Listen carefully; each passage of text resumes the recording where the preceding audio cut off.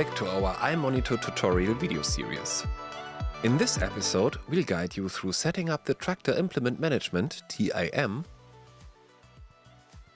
a powerful ISOBUS-based system that allows your implements to control key functions of your tractor.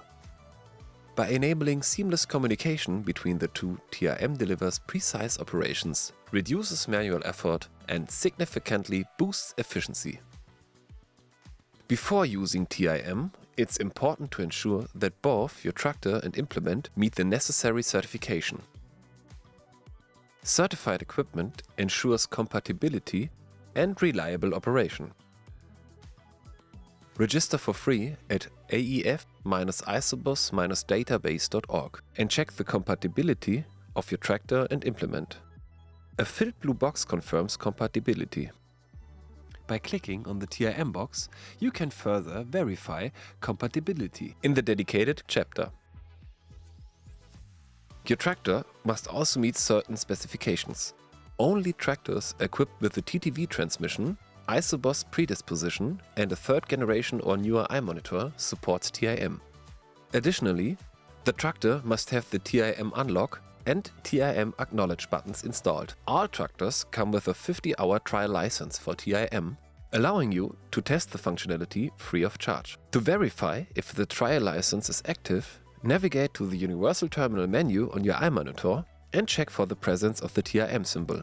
If you have any questions or uncertainties, it is recommended to contact your dealer to confirm that your tractor and implement are TIM ready.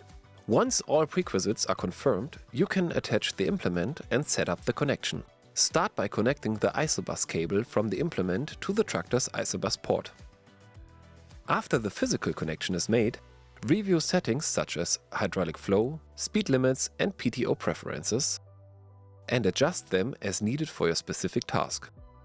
In the information page of the tractor's UT, you find the TIM information panel, which provide an overview of the available TIM functions such as speed control, rear hitch adjustment, PTO engagement or hydraulic operations.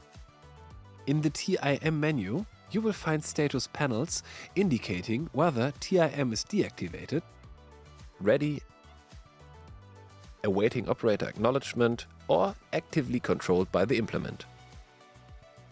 Similar information is also displayed on the hydraulic spool valve control page. With the implement connected, it's time to set up TIM with the implement's UT. Start the process by ensuring that engine is running and the area around the tractor is clear of obstacles. Press and hold the TIM unlock button on the tractor to enable setup mode. On the implement's UT, navigate to the TIM settings and assign the functions supported by both the tractor and the implement. In this example, the baler can stop the tractor and automatically eject the bale. Click on the number to assign the corresponding spool valve for this action. Finally, activate the TIM functionality on the implement's UT. During the initial connection, the tractor and implement exchange digital certificates to establish a secure link. This authentication process may take some time but occurs only once, generating keys for future connections.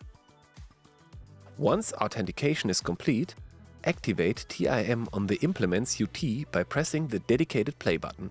A confirmation pop-up will appear, which you can acknowledge on the iMonitor via the TIM acknowledge button or via a jolly button assigned to this function. Once confirmed, TIM automation becomes fully active, enabling the implement to take control. For safety, specific conditions must be met for TIM functions to activate. For example, the tractor must reach a minimum speed to enable automated speed and PTO controls.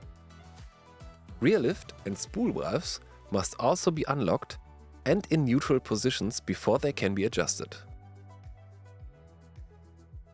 To illustrate, let's look at an example using a TIM-enabled round baler. During operation, the operator drives either with cruise control or via throttle panel while the baler fills.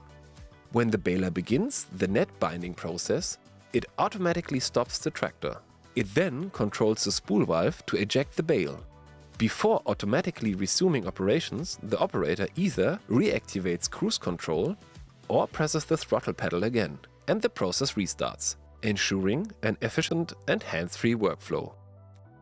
To deactivate TIM, you can press either the TIM unlock button, push the stop button on the implement's UT, or disrupt the automation by pushing the corresponding function manually. That's it for this tutorial. Setting up TIM simplifies your operations, saves time, and enhances productivity in the field. Be sure to check out our other videos for more tips and tricks to get the most out of your tractor and iMonitor.